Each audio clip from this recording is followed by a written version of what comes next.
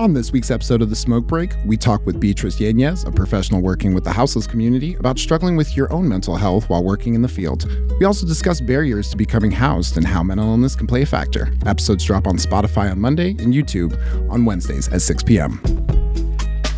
And we are live with The Smoke Break. We are here every Sunday from 9 to 10 a.m. on Shady Pines Radio, as well as Pretty Dope Experience Radio. I'm your host, your old pal Zane, here with Zoe Schwartz. Hi. And Beatriz Yañez. Hi. Still getting used to the new hosts. We're figuring it out. But we have our guest host this week, Beatriz Yañez. Thank you so much for joining us. Tell us a little bit about yourself. Yeah, I am Beatriz Yañez, and I go by she, they pronouns. I've been working within the houseless system within Portland since I moved here, in social services since like 15, 16 years. Wow. And I'm here to entertain you. Yeah, hey, I appreciate it. I appreciate it. Yeah. So you've been working in the mental health field for a little bit, the social service field. What is that like, kind of navigating other people's mental illness as well as maybe your own in some cases? Yeah, I mean, I started so young, definitely with a lot of cultural aspects too. I was like, no, I'm cool. I'm just here helping people, Right. you know? And then you're like evolving and you're like, dang, I'm a little messed up too. Yes. Right? Amen. And it just comes up a lot, right? Like when you're like talking to people, you're like, yeah. And then you have to like decide when you are going to be self-disclosing. Yeah. Because if you tell one person, you're telling everybody. Yeah. Something that I was told very early on by my boss is you can't unshare. And very true. Very true. Yeah, it's hard. And then, you know, you just had a whole cycle of grief and acceptance of like my own things, and that I was out here just like, I call it raw dog in life. Like, yeah, that is very much what it is. No meds. Yeah. But it's easier. Like, I started getting into some really like culturally specific readings on like mental health and holistic care. Yeah. And well, you say like culturally specific. I feel like that kind of is important to bring up just because it's like mental illness affects everybody. But I think that, you know, in certain situations, you know, maybe like African Americans feel more of that paranoia of like everyone's looking at me because oftentimes they are. Yeah. And also it becomes a barrier, right? Like if you're diagnosed with something, you're probably highly more likely to lose custody, like navigate systems. But yeah, I think that I found it to be easier when I like accepted that I needed to be getting support. Yeah. I genuinely believe people in the social services should be getting support while navigating. And it's become a lot easier supporting people through it with being able to like self-disclose. Yeah. And it's kind of just like walking a lane that you've already walked, right? Yeah, that's perfect. Yeah. Zoe, what about like for you? Have you had some like interesting, I guess, happenings with trying to figure out like, okay, I'm having a bad day. This person's also having a bad day. How do we have a okay day? Yeah. I mean, it's really challenging because everybody struggles with mental health, right? Like whether we are diagnosed with a mental illness or whether we're just a human who has anxiety and depression and all those normal things that people go through, and depending on what you're going through in your life as well. So I think it's really challenging at first when you first, because I think Beatriz, what you said rings true for me as well. Like you feel like, oh, like I'm here to help. And then you realize like, oh, we're all just humans. And like, and that's the biggest, most important thing is there's really not that much different between all of us, but you don't get the opportunity to learn that until you really work with communities that are, for whatever our culture separates us from them, right? So I think, but I had the same experience. Like eventually, once I realized it was good for me to embrace it, and that it was part of being authentic and doing a good job. Yeah. I felt the same way as you. So, Well, and I like what you said about self-disclosing because where I'm currently working at, I'm in like a peer position. So it's like self-disclosure is an important part of connecting and being like, hey, like, if you come to me and you're like, hey, I'm struggling with, you know, thoughts of taking my life, like I can be like, hey, I've recently struggled with that. And like, I get it. So like, don't feel bad. But it's also like, yes, I have that relatability, but like, I also struggle with sometimes still dealing with that. So it is hard to be able to say like, yeah, you got to cheer up. I mean, I'm not, but I think you should. I feel like that ties into what we talked about last week about imposter syndrome too. Like when you're in the mental health field or when you're in a helping field, I think it can be even more specifically when you're like, I should be fixed, right? Exactly. I should be able to do all the things I'm teaching perfectly. And it's like, that's not really how life works, right? Yeah. And I feel like it's a little belittling, right? Like in like doing this so long, it's just like, you'll be okay. It's like, no, I won't, Karen. Thank you very much. And it's like so much more uplifting when you like like, especially if they like look up to you, if you're like somebody that they like respect, it's like, I struggle with this too. And they're kind of like, wow, like what? Like, what do you mean? Your life looks so great, you know? And it's like, it's a lie. Yeah. Adulthood is a lie. Yeah. Well, the idea that, only certain people struggle is a lie for sure. Yeah. Yeah. So as far as like self-disclosure, it sounds like that's kind of like a newer thing that we're kind of doing. Before it was kind of like, I'm perfect, you're not, and I'm fixing you. So self-disclosure, that's something that they're kind of trying to introduce. How's that work? Yeah. I mean, you can pick and choose, right? Like depending on your rapport with people, like what they're navigating would depend on what I share, right? Yeah. Like if usually like my two specialties when I was like doing direct service was like navigating, like I can get a lot of people housed that believe that they cannot get housed. Excellent. And navigating the immigration system. So usually like when I'm speaking with BIPOC individuals that are here and they're all legal. And I want to like make sure that people understand like legal is like so like such a spectrum. There's like so many documents that you can have to be here legal and not have citizenship, but still be here legal. Okay. Yeah, that's a good distinction to make. So and so usually I'm doing a lot of disclosure with that. Like my family comes from Mexico. Yeah. Like is even like thinking about like when Trump was becoming president, like my grandparents who have been here for like 30, 40 years were like, yeah, it's time to get our citizenship because they had green cards and they were residents, but they're like, I don't trust this right now. Like we need to get our like citizenship. Yeah. So you come with that I'm sure that's huge for people when you come with that lived experience for them. Like, you can see the difference probably when, right? And in California, it's just not a safe place for people who like cross borders and like don't have full citizenship because everywhere I looked, like immigration would just pop up and take you. And like, it was, this Oregon feels a lot safer to navigate when you don't have, quote unquote legal paperwork. Yeah. That's interesting. And just out of curiosity, since we have you here, and I am just genuinely curious, like what is the effect of I guess what you were saying with like the papers and all of that stuff? Like what is a common effect that you see on people who are dealing with that? Like it's really hard. Like even for me, like as a person who's like exceptionally well at navigating systems, that one's like so difficult. Like most of the time I'm consulting with the lawyer all the time. And if like you have anything, if you have ADHD, if you have anxiety, if you are scared of systems like the police, it's really hard to like walk in and go into these offices and keep up with the appointments and like come up with thousands and thousands of dollars for this stuff. Yeah. And I mean, it's hard. Like most of the people, especially during the pandemic, lost or like expired a bunch of stuff because offices were closed, didn't have access to anything like phone, Snap. Yes. And so it's, and then the anxiety around that. They're like, I don't want to go back. What if they deport me? Yeah. And so, I could see the anxiety aspect just definitely being like a big part of that. Huge. Yeah. I definitely think that being able to understand where a lot of these people are coming from, being able to relate with them on their level, and I think the importance of self-disclosure is something that it allows us to meet somebody, where we can say, yes, I've been there, like I'm not the exact same situation, but like I understand, I have more empathy than you might imagine. So please. I was just going to say, like, I feel like I've had moments, like not necessarily about mental health, but anything really, like when you self-disclose, but mental health definitely, where you like see the look on, and I don't know if you've had this experience too, I'm sure you have, where you see the look on someone's face when they relax and they realize like, okay, this person is going to see me for who I am, or like isn't going to judge me because they've been through something as well or whatever. And I just really love that moment when you're like, oh, I broke down a barrier by sharing that. And that's what I was hoping for it to do, and like does the thing you want it to do. Yeah, they like kind of look at me and they're like, when I'm like validating that I understand the system and I understand that it's set up for them to fail, they're like, oh my God, okay, cool, let's talk. For real. They're like, okay, I got this, and this. And I was like, this makes sense. Like we're missing this or that, like. I feel like a lot of times like the reason why validation is so important is because like,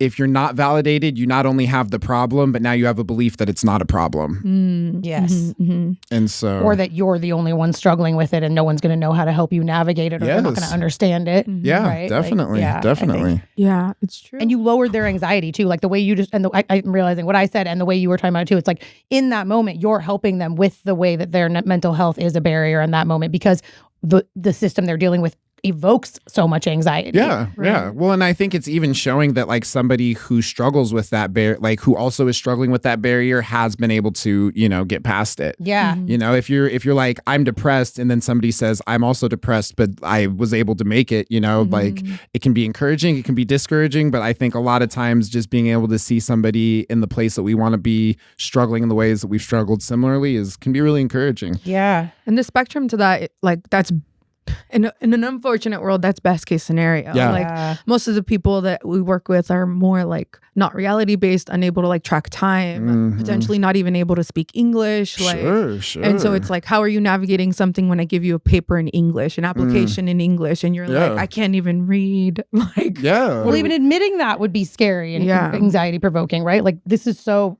rich with like how many barriers exist that people probably don't even think about. Yeah, it's like, think about the times that you've heard a word, didn't know what it was, and you were embarrassed to ask. Now imagine that's a whole language.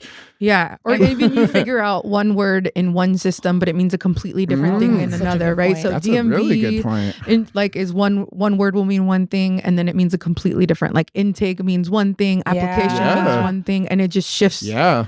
So like even understanding like what does the intake process look like for your blank. Yeah. That's so important to think about. Definitely. Yeah. So, on the days that like you're really struggling and you're like, I am having a difficult time helping myself, but I still need to help other people, what's the thing that helps you reconnect with maybe their situation a little bit more? Yeah, I am lucky to just be passionate about people and be able, and it's unfortunate, right? It's like double-ended where I'm like, I'm going to put the person in front of me first, like put me on the back burner. Sure. But it's just heavy. It's heavy, especially like if I'm having a bad day. I could think of an example of like, I was like going through like 8 months of like losing somebody because of whatever reason. And I remember I had to like respond to somebody because we had a lot of shootings at one of our programs, and I just like was just having flashbacks and imagining like one of my friends was murdered, and I was like, gosh, this is so hard. And I was like debriefing with them, and I was just like, okay, I'm gonna be here for you. But when I walked away, I was like, I like broke down. I was like, this is rough. Like it's bringing up my stuff, and it's hard to be there for you. And I was just like, do you want to smoke? Yeah. And inside I was like, because I want one. Well, that probably helped both of you in that moment, right? Yeah. By being like, I'm a little anxious right now too. You kind of even the playing field between the two of you without even having to say why. Yeah. Well, even just like recognizing just like, this is stressful and I could use a cigarette. Imagine you might be able to too, I think it definitely creates like a lot of compassion, because I would say like in my situation, like the times that I'm trying to cheer somebody up is coming from a place of like not knowing what I need, but like maybe hoping that somebody might do something similarly and trying to do that for other people. Yeah. So I think that being able to like have that compassion for like, you feel anxious, I felt anxious. This helps me feel better. What do you think is the disconnect between things that help you feel better and things that might make other people feel better, Zoe?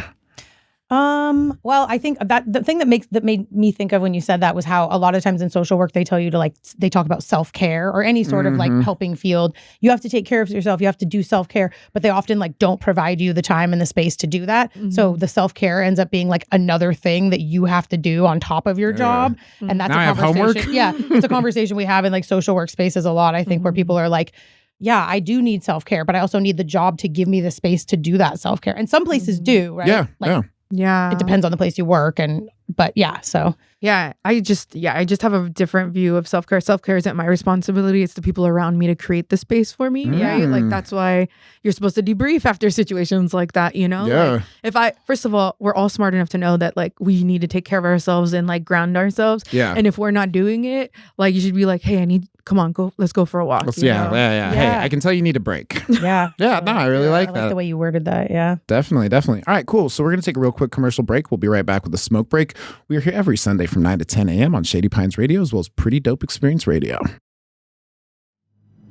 Wednesday evenings at 9 p.m. Come explore the spaces between friends. DJ 1017 takes you into a universe unlike any other. From Pink Floyd to the Flaming Lips and anything else interstellar. The spaces between friends with DJ 1017. Wednesday nights at 9 p.m. Come explore with us here on Shady Pines Radio. And we are back with the smoke break. We're here every Sunday from 9 to 10 a.m. on Shady Pines Radio, as well as Pretty Dope Experience Radio. I'm your host, your old pal Zane, here with Beatriz Yañez and Zoe Schwartz. Oh my goodness, it's going so well. We're like basically the same person. They switched seats during the break. They used to mix us up all the even time though it looks the same. All right, Zoe, go ahead and introduce our next topic. Okay, so I just wanted to talk a little bit about like how me and Beatriz met each other. We met each other working in a drop-in shelter space for houseless youth in downtown Portland. And so that's just kind of cool thing that ties all of us together now, because now Beatriz still works within that community, but with more like adults right now. And then Zane working anyway, now I'm doing. So anyway, that's something that ties us all together. And I think that's just relevant to bring up. Yeah. And and I think me and Beatriz got to know each other. We went to grad school together too. So we applied for grad school together while we were working Y'all together. are homies. Yeah. So, but we were definitely brought together by our passion for working with people in general. So yeah. And I think I just wanted to talk more about how we discussed that, we started talking a little bit about like the barriers that people face that are in the houseless community while trying to navigate the systems that we work within. And then how them often struggling with their own mental illness, which is part of the system or part of the process or part of one of the things that contributes to houselessness is people not getting the proper care they need in mental illness and stuff. So how, sort of just talking more about what that looks like when you're working with people and how you see mental illness make those barriers more challenging for people. Yeah, definitely. And so do you have any other thoughts? I really like the way you talked about because I didn't even think about how anxiety comes up in a moment like that, and specifically with that person's specific situation and the specific place that you are and the specific thing that you're doing and how you can acknowledge. Yeah. So just thinking about how also how the system can cause anxiety, create absolutely more mental struggle, So I just think about that too. Sorry, I said a lot. No. You're all good. You're good. But yeah. So your question is? The question is, how else do you see it showing up in your work? How else do you see the combination of barriers and people's mental health making things more challenging for them? Well, in every way, basically. Navigating systems, if you don't struggle with mental health, you will. I mean, even simple things, right? Like trying to get an ID, okay, cool. Do you have your birth certificate? Do you have an address? That's I immediately got anxious when you asked. I'm like, where's my birth certificate? Right? And most folks are navigating, surviving the night, not getting raped, not getting attacked, trying to have the things that they do care on them. Yeah. And so most of the people I'm working with have no sleep, are tired, on edge, and in really survival mode. And the things that are important to them is surviving, while the things that are important to us is keeping our birth certificate and social and a safe. Making sure my credit score says these numbers because it allows me to live. Yeah, definitely. Well, I like that you brought up just kind of the fear of sleeping. I'll self-disclose a little bit. So last night I went into a little bit of a psychosis, and I decided to separate from my friends. And it was because I kind of made a distinction in my mind where I was just all right, do I want to feel unsafe and cold or unsafe? And I was I'll feel unsafe and cold. And there's a lot of things that I kind of realized because it's raining, and I'm first off, I'm okay, how do I get out of the rain? I'm standing outside, and I'm okay, I found a place where I can hang out, and I'm literally just sitting there, and I started to get tired.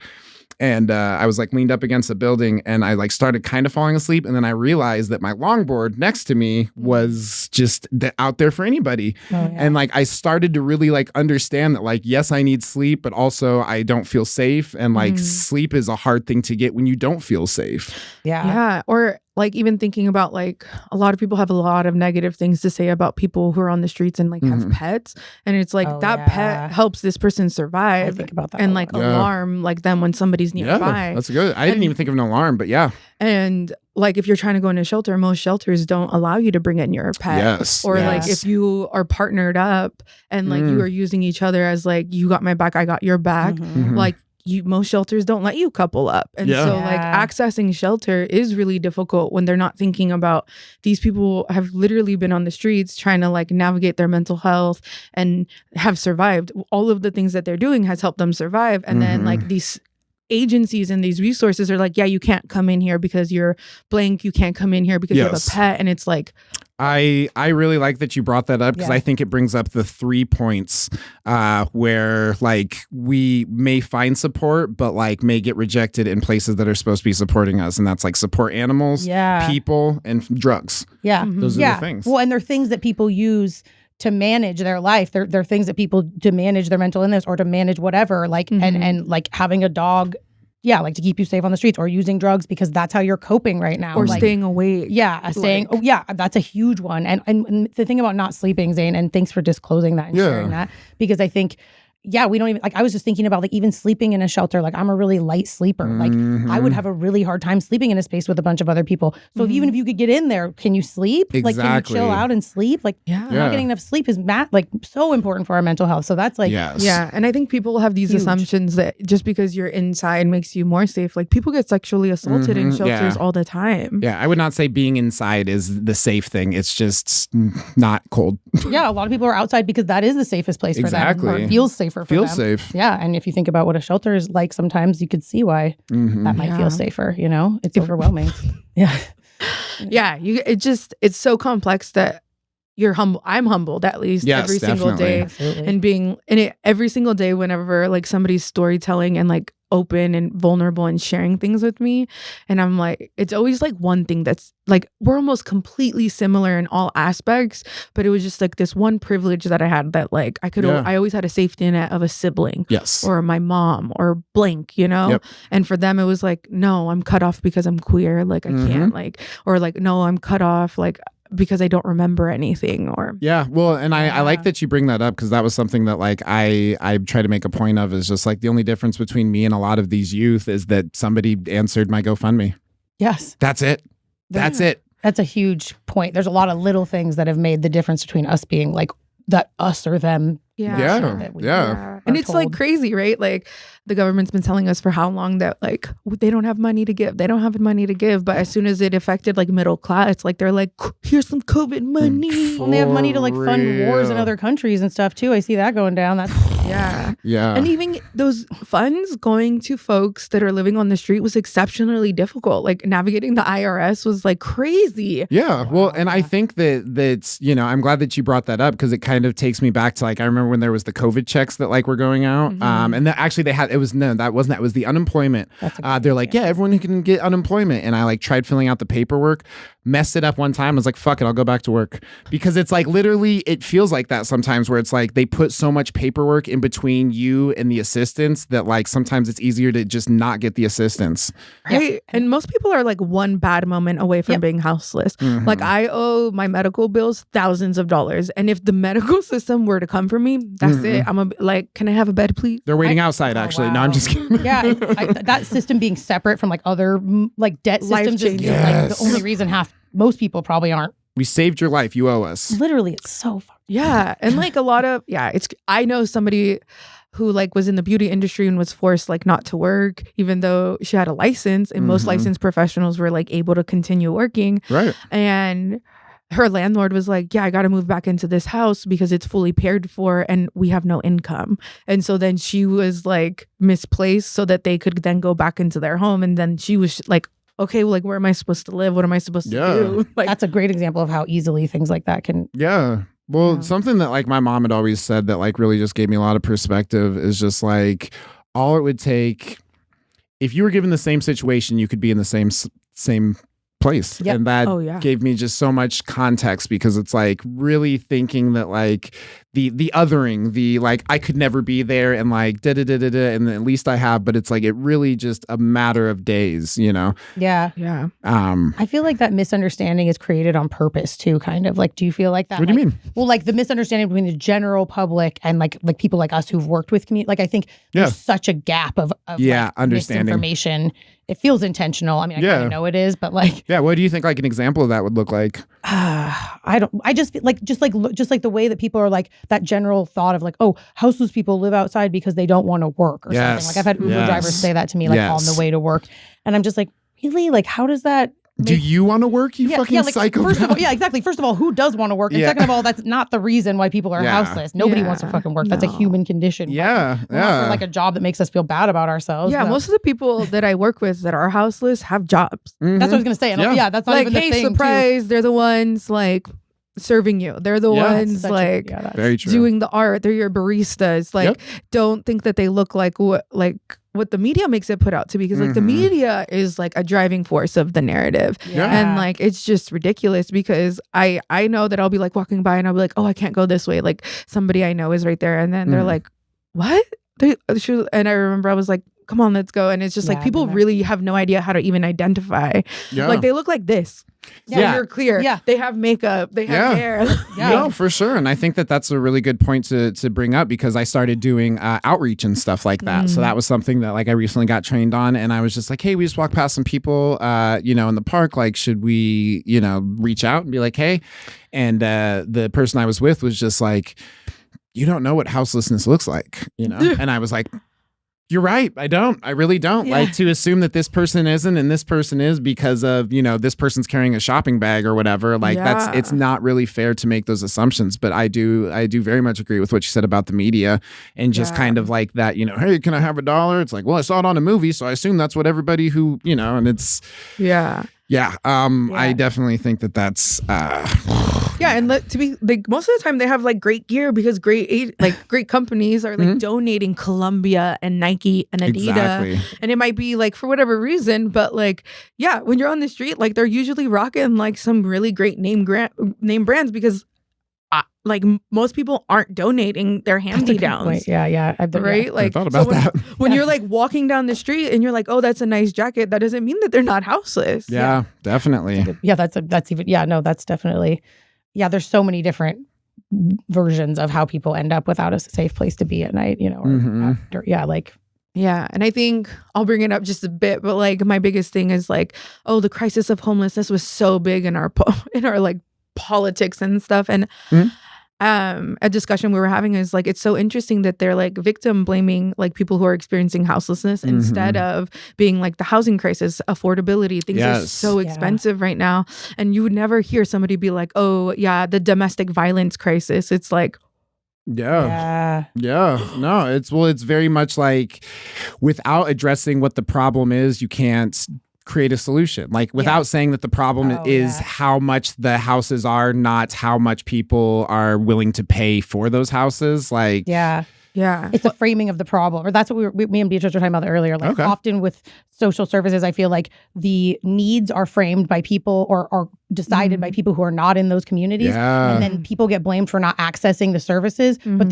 there's barriers for them to access the services because the people who decided what they needed didn't know what their experience was. Exactly. And I think that's huge. Yeah, I even think about like people who are on disability. Like, those are like honestly some of the hardest ones to navigate because they have a fixed income. If they make more money, then they lose their money from their disability check.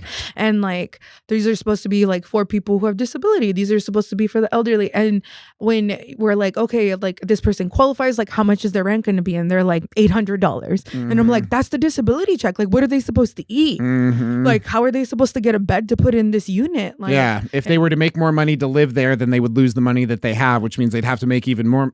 It's a trap. Yeah. It's literally a trap. It's like, how much money is an apartment in Portland? Way too much. Too much. It's like, how much money do you want people to make, like? Absolutely. Yeah. No, I think that it is a very complex problem, but I am appreciative for both of you doing what you can to help in the ways that you have and continuing to help in the ways that you are. So thank you so much for that. You too, Zane. You're doing Hey, I'm still kind of crazy. Pew pew. All right, we're going to take a real quick commercial break and be right back with the smoke break. We're here every Sunday from 9 to 10 a.m. on Shady Pines Radio, as well as Pretty Dope Experience Radio. Patches, come here, boy. I love Patches, and that's why I love Patch Dog. Hey, Dad, were you calling me? No, I was calling the dog Patches. Yes, Father? Oh, not you, honey. Patch Dog makes custom iron-on embroidery patches. I can give them my design, and in a couple weeks, I've got custom patches. They can be of my daughter Patches, my son Patches Jr., or even my dog Patches. Yes, dear. No, that's Patches, my wife. I'm just making a commercial. And because Patch Dog loves you so much, use the code SPR10 for a 10% discount. Yay. And you know they've got that free domestic shipping. For more information, check out patch.dog and fall in love with patches like me. Did you Yes, call me? dear. No, I'm making a commercial for Patch Dog. Patch Dog. And we are back with the smoke break. We're here every Sunday from 9 to 10 a.m. on Shady Pines Radio, as well as Pretty Dope Experience Radio. I'm your host, your old pal Zane, here with Zoe Schwartz. Hi, I'm here. And Beatriz Yañez. Hello. Hello. All right, cool. Zoe, hit us. All right. You guys ready for the joke break? Yes.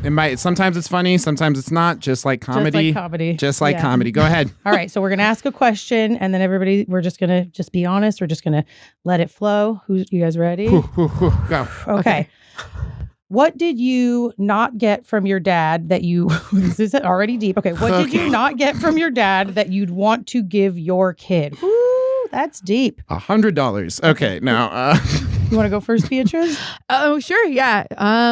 My dad was perfect and amazing and wonderful. I was blessed with a good daddy. Yeah. I don't have daddy issues for sure. Lucky. But my dad was like quadriplegic and lived on life support. And Wow. he had an accident when I was like 2 years old. So growing up, he would always be like, I just wish I could go out and play with you. Even if I had my hands, I could play cards with you. Yeah. And so I don't blame him. He was perfect. Yeah. Nobody can speak ill of him, but that's what like I would want to like be able to go run and play and I don't want children, so but my nieces get all the action. Well, I like that too because it's like what your dad like. It's the thing you want to give is the thing that your dad verbally expressed to you that he wished he could have given to you, and I love it the way you talk about your dad. It's very sweet. But Yeah. what about you, Zane? What do I wish that I got from my dad that I wish I could give my kid? There's a lot of like hypotheticals in this one because we're all not having kids yet. Yeah, absolutely. Let's see. With my dad, I guess it would be the thing. I guess it would just be making the attempt to reach out, just making that attempt. I think that's important in all of our relationships. I think it's especially important in that one, just because like oftentimes I feel like I'm reaching out to him, and if I don't make that move, then I'm not going to hear from him. So yeah, that one's definitely difficult to navigate. Yeah. This is you know what I just realized too? I don't know if you've ever noticed this, but on these cards, there's like levels, which I just realized. And this level is super fucking real. This is call your dad after and just tell him you love him. Yeah. Okay. For me, so what did I not get from my dad that I'd want to give to my kid? Okay.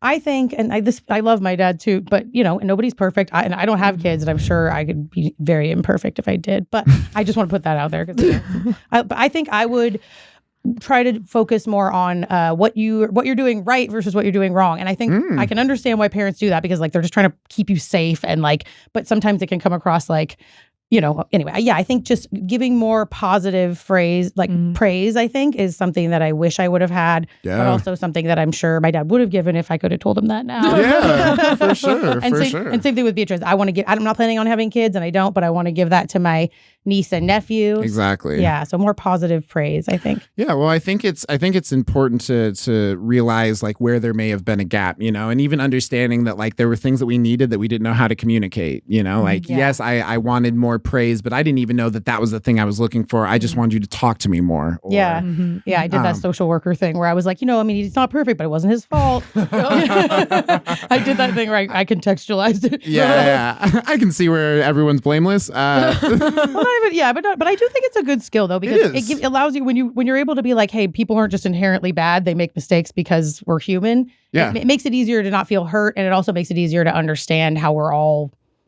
part of the same system. Well, and it kind of goes back to the homeless thing where it's just like anybody could be in that situation given the right circumstances. So sometimes you do have to get those circumstances to understand them. So I guess the question I was curious, what would be the opposite of that? What is something that maybe your dad gave you that you don't want to give? That's a good one. Do you have one, Beatriz?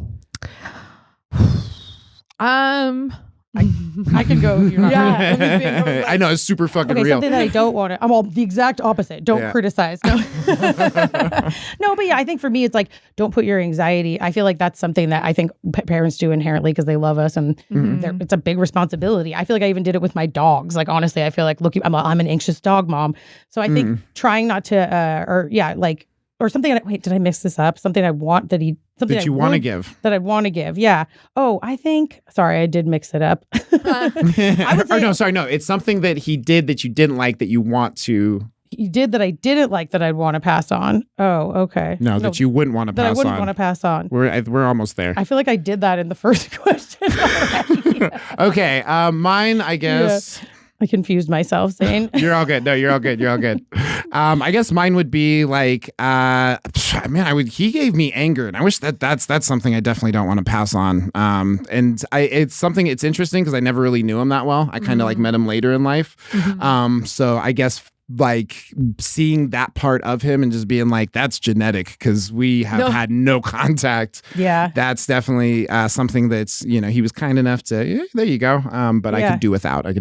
Yeah. Yeah. My dad was very protective and like very communicative. I definitely learned a lot from him. And I think this had to do with the fact that he couldn't physically protect me as a child, but he was very, very clear when I was younger. He's like, don't trust any men.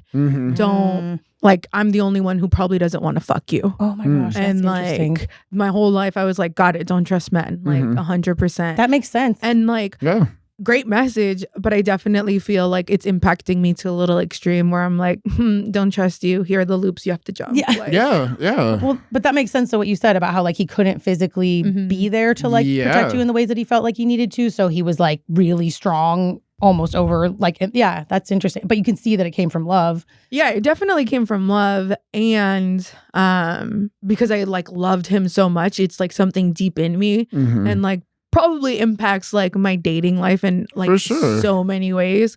And so like a lighter version of that would be lovely. No, and I think that's first off understanding where the balance is of like it came from a loving place and then also realizing that like it is a good message, but maybe to a lesser extent might be the thing that allows it to be healthier. And you know what I thought of when you were saying that? I think mine might be the kind of the exact opposite. Like, I feel like I wish my dad would have given me a little more guidance on like how to navigate romantic relationships if I was going to be straight, I guess, Yeah. He didn't know, but I don't think he thought about that, Yeah. But I do think about now that I'm an adult, I think back like, man, I feel like I wish my dad would have been like, you're a gem, like you just feel like I could have had that. Like, it's so weird how you don't realize that voice from your dad and anybody important in your life. Yeah. But it as a woman, as a straight woman, it is really important, like in the way that I feel about romantic relationships in the future. And it's weird being a grown up and realizing that your relationship with your dad connects to your like everything else. I mean, it makes sense, but it is weird. Being an adult is weird, and then having your parents also be adults. Yeah. So, I did you have a question? No, I was just thinking. No worries. So I guess the question I was going to ask: who were you closer with? Oh yeah. Who were you closer with? Growing up? Yes. My papa. Your papa? Yeah, my dad for sure. Okay. Yeah. Okay. What do you think created that closeness? I mean, I grew up every day knowing that he could probably die tomorrow. And so every day was definitely treated like it was going to be my last day. And, when I was younger, it was a little bit more difficult to understand that, like, my mom was carrying a lot of weight and, like, having to deal with a lot of things that I wasn't potentially, like, fully aware of. Yeah, definitely. And she's rough around the edges. And so, like, my dad it was very much, like, superhero villain thing. That's always tricky. Yeah. And so it's definitely shifted since he's passed away, but well, obviously because there's not another shift that he could go to, right? But yeah, no, for sure my dad. Yeah. No, I can definitely see like just the way that you spoke of him previously. It's like that probably would be the homie. What about you? It's closer to the mom, closer to the dad.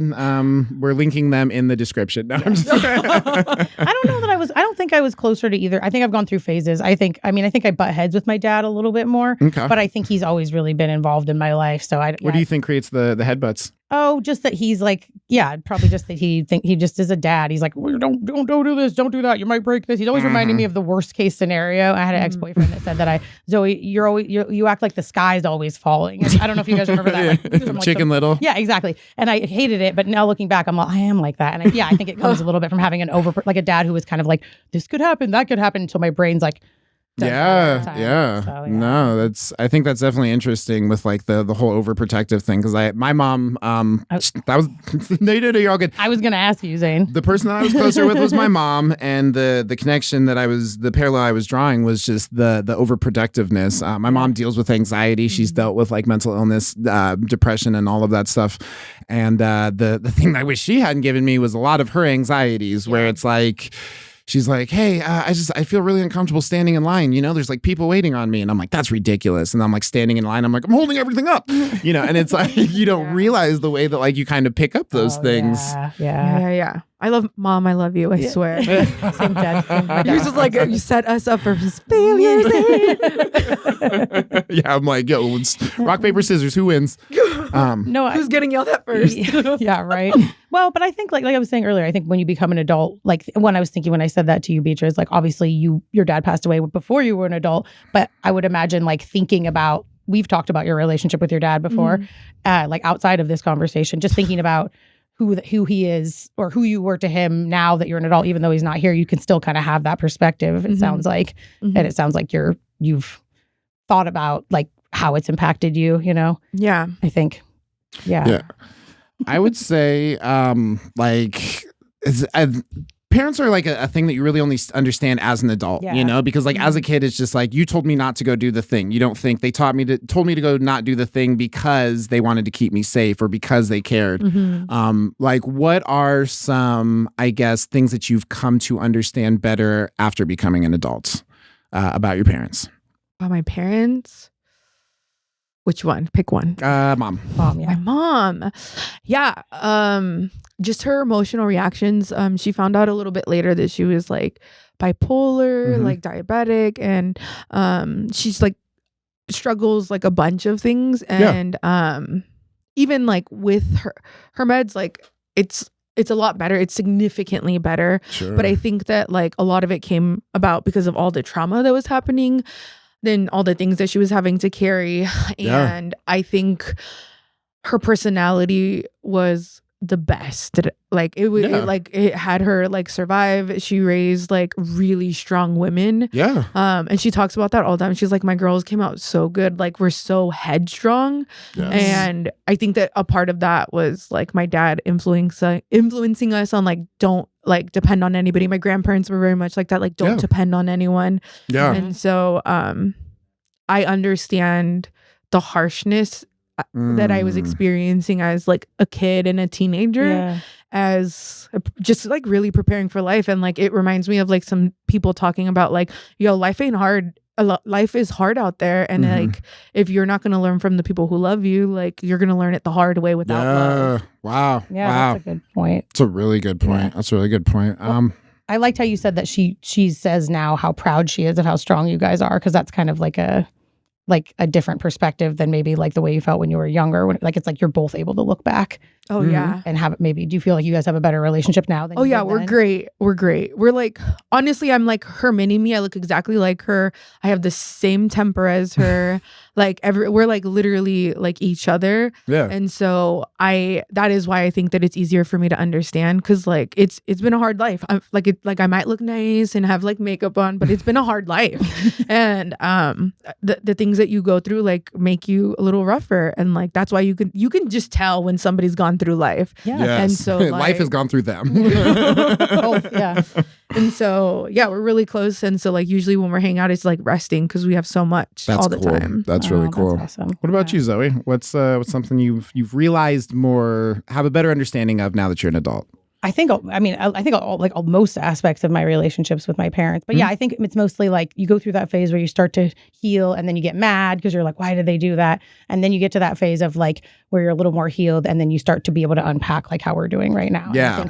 I think that's the thing. So not necessarily one specific thing, but just like letting go of some of the anger and feeling more like I'm just like, we're humans. Like, we're two humans. You're not necessarily supposed to be perfect because you're a parent. Yeah. So I think just sort of. Well, I like that. It's almost like healing enough to know that you were hurt, and then healing enough to know that they were also hurting too. Yeah. Yeah. And that your parents love you, and nobody's inherently trying to hurt anybody, usually, for the most part. Right. Life. Yeah. That's the hope. That's the hope. Yeah. Well, I think, just having that amount of compassion for your parents is super dope. Yeah, totally. All right. Well, cool. We're going to take a real quick commercial break, and we'll be right back with the smoke break. We are here every Sunday from 9 to 10 a.m. on Shady Pines Radio, as well as Pretty Dope Experience Radio.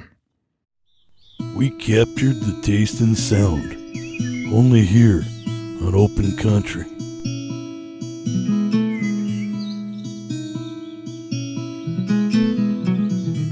Sundays, noon to 1 with your host, Anti-Vandal.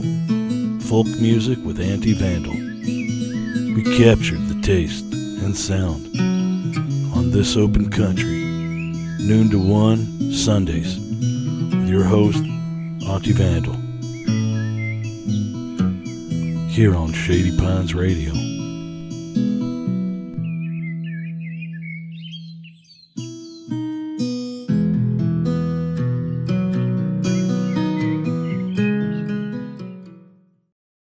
And we are back with the smoke break. We are here every Sunday from 9 to 10 a.m. on Shady Pines Radio, as well as Pretty Dope Experience Radio. I'm your host, your old pal Zane, here with Zoe Schwartz. Hi. And Beatriz Yañez. Hi. All right, so we're going to wrap it up with, what are you excited for? One of my favorite parts. Zoe. Oh, God, I was already having a hard Is time. hoping I don't pick her first. Beatriz, what are you excited for? Yeah, I'm terribly excited to get out of the city. Okay. I'm moving to Beaverton, and I'm so excited. Congrats. I just wasn't aware that I was going to live in a place where my car would get hit every quarter. And, you know, I'm at peace with understanding that cars are not safe in Portland. No. That's a very important distinction to make. I'm tired of paying for parking when I need to go see the doctor. No shit. I'm a burb. Take my old. Yeah. When are you moving? Soon? In a couple weeks. Yeah. Nice. I'm so excited. Yeah. My dog is going to have a dog park. What? Okay, so you have a dog? I got a little Frenchie. His name is Puppy Chulo. Puppy Chulo. I'm glad Okay. you shared that. Isn't that adorable? That's adorable. I'm gonna go ahead and admit ignorance. What's Chulo? Oh, like handsome. Okay, that's even sweeter. Like Poppy Chulo, have you heard that? No.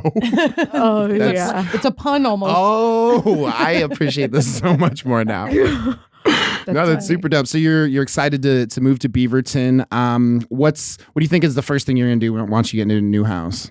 New house, new apartment, new mansion, new car. Right? It could If be somebody anything. wants to give me a Condo. mansion. No, it's an apartment, but it's like, it feels like more because it's like a garage on the first floor and then the apartment's on the second floor. Yeah. I think just being able to like fully reset Yes. like my place so that The energy. She means walk around naked by that.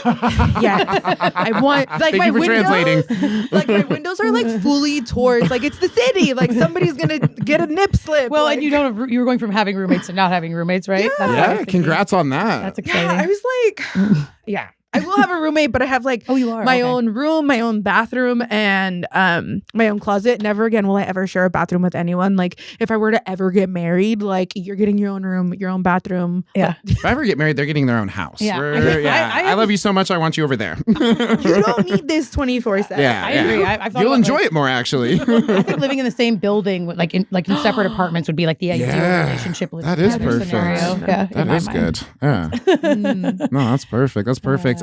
So you're moving to this new place. You're moving to Beaverton. What were you excited about as far as like things to do in Beaverton? The pool. I have like a pool and a hot tub. Oh, that What? I'm coming over, girl. yeah, two those hot alone. tubs. What? Well, listen. Okay, yeah, that is definitely. It's an worth arm in being excited each. about. That's perfect. Yeah. Yeah, and I think I also live like kind of close to a mall, and let me tell you, they have the best. 85 Degrees is my favorite like Vietnamese like coffee bakery. Okay. They had them in California when I lived over there. 10 out of 10 recommend. Please just don't like get famous. Yeah. Don't ruin it for the people who knew about it first. Are already crazy. Yeah. Okay. Like they like go outside of the store. They like loop and out the store because they're so bomb. Yeah. No. I need that soon. Nope, I'm excited. I'm excited that you're gonna have that change of scenery, change of pace, and it's definitely something to look forward to. Zoe Schwartz, you've had some time. Go. Okay. Well, okay. I felt like this is like a deep thing to be, and it's not. I would say that I'm not excited, but I'm excited for a phase of my this is deep. I didn't know I was going to talk about it. I had to put my senior dog down this week. He was almost 16. I love him very much. I'm not going to cry about it, and I'm not excited that he's gone, but I'm excited that chapter of our life is over because it was really challenging caring for him when he was getting old, and I'm like a little sad about it. But I think it's important to recognize it as like a something to be excited about because he's not in pain anymore. I don't have to feel trapped and guilty that I'm feeling trapped by taking care of him. And like he's free and his spirit is out there. And I feel like, and for me, I think it's a transition because when I graduated from school in June, he was like basically kind of needing a ton of care at that point. Yeah. So pretty much since I graduated from grad school, I've been caring for my really sick old dog. And so I think I'm excited that he's not in pain anymore and that I was able to let go and make that transition. And I'm excited for like just the freedom for both of us. Yeah. I'm very grateful for you sharing that. I didn't know I was going to, and I was like, just don't cry too much, Zoe. Yeah. I want to reframe it. We're talking about reframing a lot too. Yeah, I wanted to reframe it as something positive. So I'm trying to think of it as freedom for both of us. I really appreciate that because since like we've started working together, I know that you've been dealing with the loss of a pet, and like that's super hard. It's like we were talking about earlier, where it's just like this is the thing that has come with you through all of those hard things that you didn't think that you could make it through.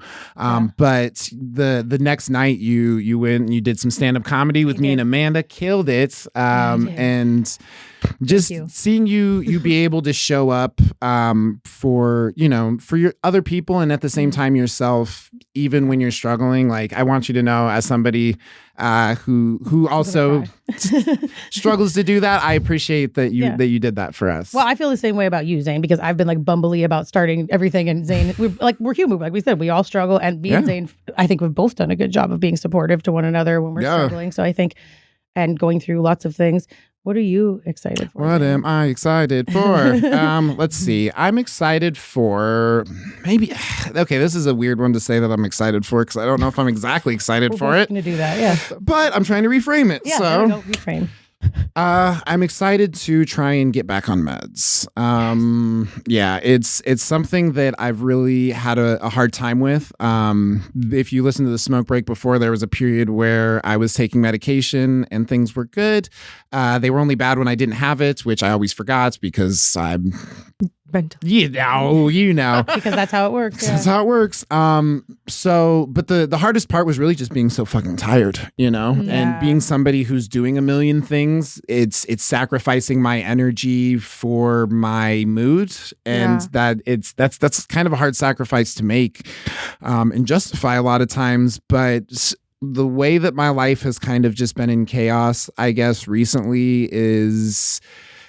The question I always like to say is like, what do you want to suffer for? You're going to suffer regardless. What do you want to suffer for? I'm going to suffer without meds. I'm going to suffer with them, but I have to make a decision. Yeah. It's a compromise, right? Yeah. Yeah. Thanks for sharing that. I feel like I've been playing with medications this whole year for the first time in my life. Okay. And meaning like trying. Yeah. She's like building tiny castles. Yeah.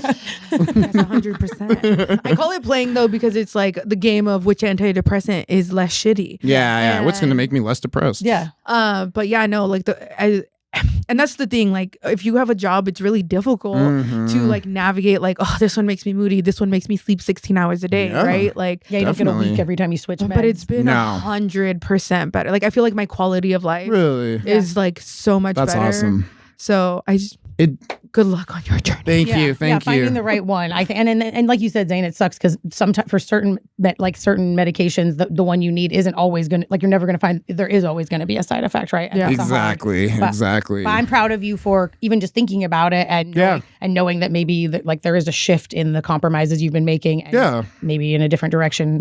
Well, I think originally it was just that I was so overwhelmed by taking them that I thought that maybe I would be less made I would be less overwhelmed by not taking them. Yeah. And for a period, it was especially because I'd lost my insurance. For a period, I think that it worked. And I think that to a certain extent, I proved to myself that like I have grown, you know, like a lot of the things that used to trigger me and the reactions that I would have are no longer triggers or reactions I have. So in that aspect, I am very grateful. But at the same time, it's like, there was a reason I was taking these in the first place, you know, and just being allowed to say like, hey, you tried. It's hard. And even my boss, honestly, that I was talking with, because, you know, she's been watching me struggle this entire time, was just like, hey, like, harm reduction. What would be less harm? Would taking I know you don't want to take meds, but would it make it less than this? And really just even framing it as less than this made it so much easier, because it was like, I'm thinking about all the I have to take it, and then I have to make sure that and I'm just like, but would it make it less than this? Like, this is bad, but could it be less? Yeah. Yeah, totally. Yeah. Harm reduction. I like that term, and I like just thinking about life in the terms of harm reduction, because it's really all we can do. Really, honestly. Well, I mean, it kind of goes back to the suffering thing, where it's like, you're going to suffer regardless. How can I suffer less? Yeah, totally. Well, suffer reduction. Yeah, suffer reduction. Well, but thanks for sharing that, Zane, because I think, like we said, everybody struggles with mental health, even if whatever they're not diagnosed. And medication is something like, sometimes you will need medication for a year because you're having a hard year, and then sometimes you might not. And then certain mental illnesses, you do need it long term, but it's a journey. You got to figure that out on your own. Like, nobody, it's like when someone tells us what we have to do, we're not going to do it. We have to go and like make the mistake or stumble and then be like, okay. Oh, that's why. Okay, get it. Yeah. So know that that's normal too. Well, I mean, like when I first got diagnosed as bipolar, they're just like, you're going to have to be medicated for the rest of your life. And, you know, I was a tough pill to swallow. No, it's just like the joke. Oh my gosh. It's like waiting for the like, support me. That was funny. It was thoughtful and a pun. And so I just missed it. I was like, that's story of my life. I just like the choice, right? It's like, excuse me. Like, you could have just told me that it would be very helpful for my life to take it. But now that you're forcing me to take it the rest of my life, I don't want to. Like, you know how reverse psychology works. Like, even exactly. Definitely. Honestly, that probably would have worked better. It's like, I wouldn't take it and make it too cool. Be like, I'll show you. Challenge accepted. Challenge accepted. So, you know, we have about 4 minutes just to wrap up. I'm just kind of curious, what's everybody's experience with like medication? Is it something that you've taken, something that you've been resistant to taking? Well, I didn't know. Like, I thought like not experiencing happiness and joy was normal for people, you know. Been like that the whole time for me, so right? Figured it was it. And I never like wanted, like I never had like thoughts of suicide or anything like that, but apparently the numbness, hot take, if you're numb and don't experience joy, you may have depression. And I was like, I mean, I remember looking at I'm a social worker, like I've been in the field so long, and I remember looking at my therapist and I was like, I'll believe you. I'll give it a go. And I remember like my first medicine that I took was like Prozac or something. And I was like, this is what people feel like. Like, this is crazy. And like, that was the one that like made me sleep like 16 hours. And I was like, I can't do this. And then it was a game. It, like, that's what I call it, a game, because it took 11 months for me to find the right one, because like, it was like, okay, you can't orgasm. And like, I'm very sex positive. And I'm like, girl, that is like the one coping skill. Yeah, for real. real. Never enjoying sex going to help depression. Yeah. I was depressed before I couldn't come. This is not helping. Yeah, that's a real thing. I don't know what makes you sad, but this is but that's a real thing that people, especially with antidepressants, I think that's a good point to bring up. Yeah, it was like 10 of them did not allow me to orgasm, and I mean, like, I tried. Like, I'd have a 6. Like, I remember my vibrator died after hours, and then I remember. Then I called my doctor. I was like, "This has to change. Listen, I'm gonna need a new vibrator and some new medication." My doctor was like, "Yeah, that's not cool. You need to come." And I was like, "Beautiful. Let's try another one." Into the office and get your medication. Like talking to my doctor, like, still can't come. Like, You're just gauging your medication, whether it's working just on that one factor. Hey, I'm sex positive. Makes me happy. Yeah, I can do that later. But the first thing, that's super goofy. What about you, real quick, before we wrap it up? Same thing. I feel like I was resistant for a while. Mm-hmm.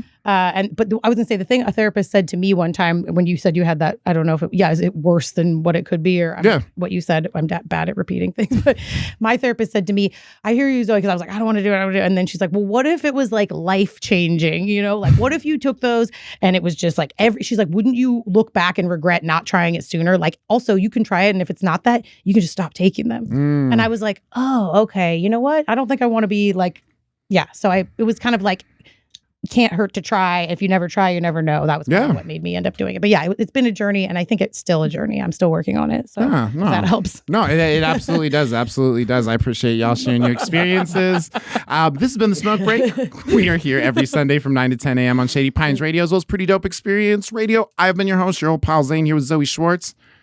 Bye. And Beatriz Yañez. Bye, y'all. Later, players. Thanks so much. Bye.